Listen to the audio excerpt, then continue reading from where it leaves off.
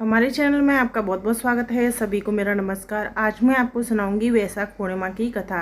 Video पर अगर नए हैं तो पहले चैनल को सब्सक्राइब करें। तो आइए वीडियो शुरू करते हैं।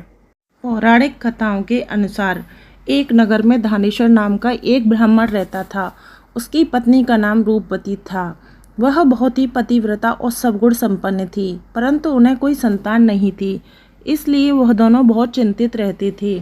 एक बार उस नगर में एक महात्मा पधारे। उन्होंने उस नगर के सभी घरों से दान लिया, परंतु धानेश्वर की पत्नी जब भी उन्हें दान देने जाती तो वो उसे लेने से मना कर देती। एक दिन धानेश्वर महात्मा के पास गए और उनसे पूछा कि हे महात्मा, आप नगर के सभी लोगों से दान लेते हैं, परंतु मेरे घर से नहीं। हमसे अगर कोई भूल हुई तो हम ब्राह्मण दंपत्ति आपसे क्षमा याचना करते हैं। इस पर महात्मा ने कहा, नहीं, तुम तो हमेशा आदर सत्कार करने वाले ब्राह्मण हो, तुमसे भूल तो कभी हो ही नहीं सकती। तब महात्मा की बात सुनकर धानेश्वर हाथ जोड़कर बोला, हे मुनिवर, फिर आपका क्या कारण है जो आप मुझसे दान नहीं लेते? कृपा हमें इससे अवगत कराएं। इस पर महात्मा बोले, तुम्हारी कोई संतान नहीं है। जो दंपत्ति निसंतान हो उसके हाथ से भिक्षा कैसे ग्रहण कर सकता हूँ? तुम्हारे द्वारा दिया गया दान लेने के कारण मेरा पतन हो जाएगा। बस यही कारण है। तुमने घर से दान दिया और मैंने स्वीकार नहीं किया। महात्मा के ऐसे बोल सुनकर धानेश्वर उनके चरणों में गिर पड़ा और विनती करते हुए बोला, हे महात्मा, संतान होना ही तो हम पति पत्नी के जीवन की सबसे बड़ी निराशा है। यदि संतान की प्राप्ति का कोई उपाय हो तो बताने की कृपा करें। ब्राह्मण का दुख देखकर महात्मा बोले, हे ब्राह्मण, तुम इस कष्ट का एक आसान तरीका है।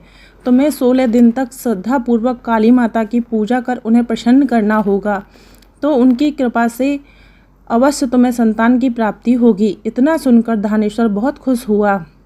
उसने महात्मा का आभार प्रकट किया और घर आकर पत्नी को सारी बात बताई।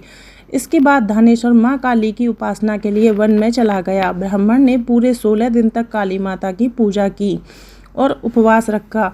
उसकी भक्ति देखकर और विनती सुनकर काली माता ब्राह्मण के सपने में आई। बोली, हे धानेश्वर, तू निराश ना हो। मुझे तुझे संतान के रूप में संतान की प्राप्ति का वरदान देती हूँ, परंतु 16 साल की आयु में ही उसकी मृत्यु हो जाएगी।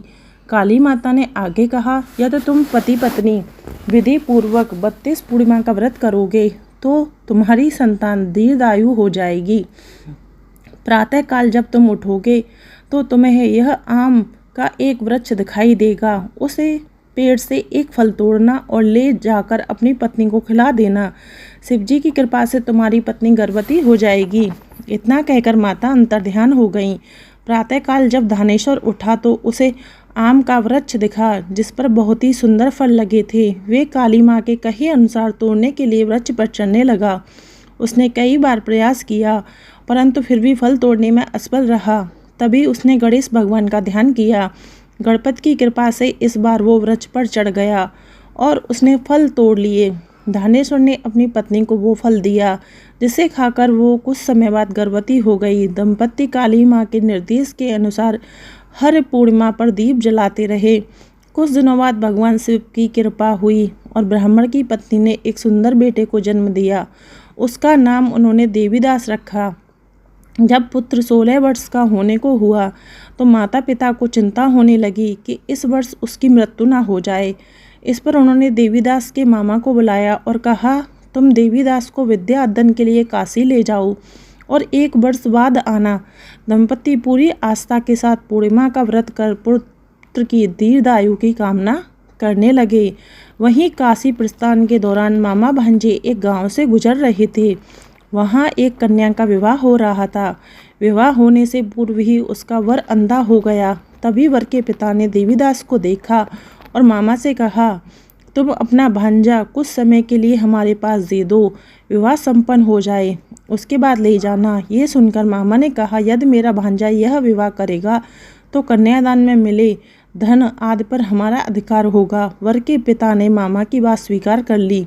देवीदास के साथ कन्या का विवाह संपन्न कर दिया गया। इसके बाद देवीदास पत्नी के साथ भोजन करने बैठा, परंतु उसने उस थाल को हाथ नहीं लगाया। यह देखकर पत्नी बोली, स्वामी, आप भोजन क्यों नहीं कर रहे? आपके चेहरे पर ये उदासी कैसी? तब देवीदास ने सारी बात बताई। यह सुनकर कन्या बोली, स्वामी, मैंने अग्नि को साक्षी मानकर आपके साथ फेरे लिए हैं। अब मैं आपके अलावा किसी और को अपना पति स्वीकार नहीं करूँगी। पत्नी की बात सुनकर देवीदास ने कहा, ऐसा मत कहो, मैं अल्पायु हूँ और कुछ ही दिन में 16 वर्ष की आयु होते ही मेरी मृत्यु हो जाएगी। इस पर उसकी पत्नी ने कहा कि स्वामी, जो भी मेरे भाग्य में लिखा है वो मुझे स्वीकार है।